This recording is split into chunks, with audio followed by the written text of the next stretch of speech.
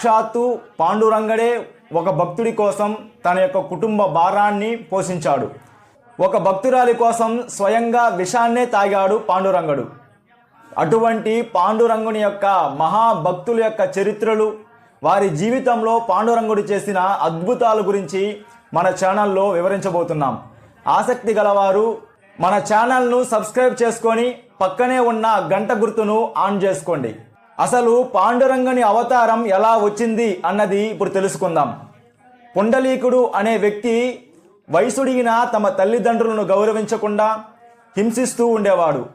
అంతేకాదు ఒక్కొక్కసారి తమ తల్లిదండ్రులను కొట్టేవాడు కూడా.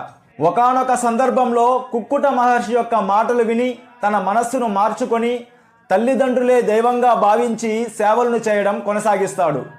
అప్పటి నుండి కూడా ఆ వృద్ధురాలైన దంపతులకు సేవలు చేస్తూ తమ తల్లిదండ్రులను జాగ్రత్తగా